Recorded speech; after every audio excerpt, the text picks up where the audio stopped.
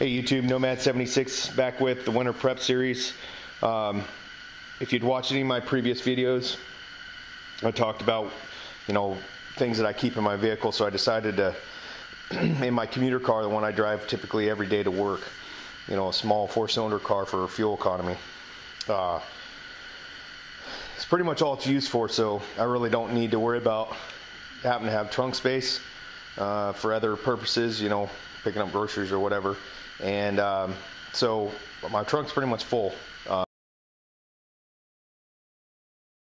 full of emergency equipment, basically. So I'm going to start here from the left and work my way to the right. I'm not going to really break down the contents within certain bags and so on and so forth. So just mainly an overview, give you guys an idea what I think you should be, at a minimum or some variance thereof of this have in your vehicle for your everyday flat tire, to stuck in the mountain passes in a snow blizzard, whatever it may be, or for even worst case scenarios. So use your imagination. So here I just got this like cheap little milk crate style thing, and they got it from one of the box stores, I'm sure. But in it I have a tool bag. Zoom out there a little. Just cheap tools in that one because I said I got several vehicles and I have tool bags in each one of them, and I keep my good tools in my shop. So, and then of course some extra oil, some belts. Those are actually the old belts. They weren't completely bad, so I kept those as spares. So you ever consider that, even if you go to shop and have your belts replaced, most of them probably don't have a liability against that. You can probably request, hey, I'd like to keep the old belt if it's not too worn, if it's already torn up, you just might as well trash it and go buy a new one as a spare. But these ones are still serviceable, they're still usable. Obviously they're in less than ideal conditions. For some reason the belts on my vehicle totally went out. I'd have spares. A set of, jumper cables, they're a pretty short set. I think it's 6-foot set. But hey, they'll do the job. And ideally I'd have a self-start system, but they're on the little spinny side, so I don't have one for each vehicle. I have one if I was going on a long trip. I have one and I grab it, throw it in there. Over here I just got an old lunchbox I used to use. Little cooler, figured it'd just work as a good little container to kind of hold stuff in. Got the kind of the sea rations, the emergency rations, pack of those. I've had them for a while. Just threw them in there, figured good service, 3 bottles of water and then MRE down in the bottom.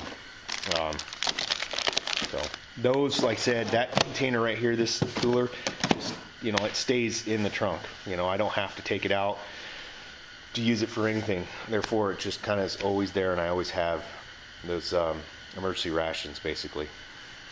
Moving over to a set of cold weather gloves, leather, military style work glove, but they are insulated with the Gore-Tex lining, so they are waterproof. And then I have here, it sleeps up to 2 people. It's more comfortable, one, of course. It's just a little hiker's tent. I got it on sale for like $24 down at when I was on the trip down in Oregon at Weimar. If you've ever been there, it's a great place to get discount goods. So, and then the standard military style foam sleeping pad. They aren't the greatest, but it's better than nothing. It puts that insulating layer in between you and the ground. And then moving over here to the military sleeping bag system. You look around, you'll see them on eBay. This is only 2 parts. I'm not going to break it down, but it's the Bivy Gore-Tex Bivy outer shell and the black lighter sleeping bag, mummy style sleeping bag. Those 2 alone right there, especially if you got a set of thermals on, you can stay really warm. I have stayed really warm in some pretty miserable conditions, even completely exposed, with only a tarp over you, or like this, the poncho. So, you can look them up. There's also a good place to find Army surplus stuff if you don't have a surplus store in your area.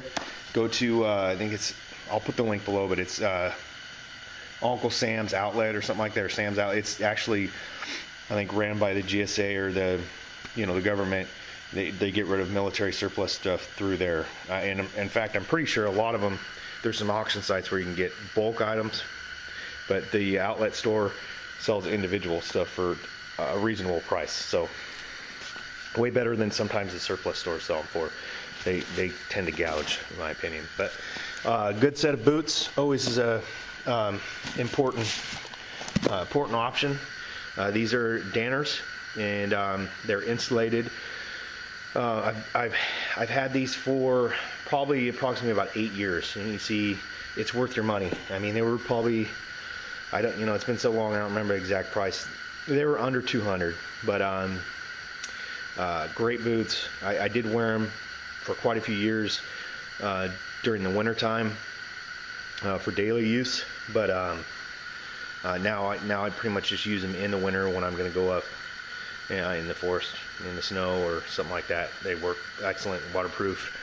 They haven't failed me yet. So look at a good pair of boots. Honestly, they're worth the money. I mean, because I know a lot of people are like, that's a lot of money for boots. I do have some Danners that I've paid over $200 for, but I still have them. I have a pair. My oldest pair is 12 years old, and they're still phenomenal boots. They do need to be resold, but hey, I go get them resold and I'll get another 12 years out of them. So not a Danner plug, but they are a local company and I do like them. So over here I just got the another kind of military. It's made by Polar Tech.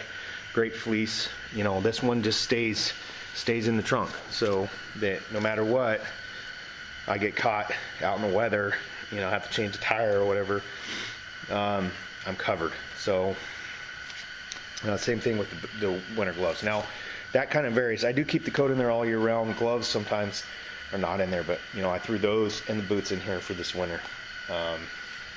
Then move over here. I'll put the link below or in the video here.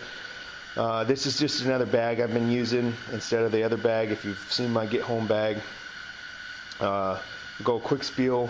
I use this bag or a variance thereof all the time. So I use it everywhere I go. Use it when I go hunting, camping, just adventuring, hiking. Well, hiking usually I do. I may take some items from this and include it into an actual, because these are pretty heavy. It's a military style medium rucksack. You can find them on eBay. They are spendy, in the $180 range for, I think, used ones. So, but like I said, I know people say, city-wise it's not going to stick out. It's going to stick out like sore thumb, and they're probably right. But I do. Mainly right now, it's just to hold my gear. So, and I have another option I've been working on, but I'm missing some parts for it. So maybe I'll get to, get those parts one day and actually be able to do a video on that pack.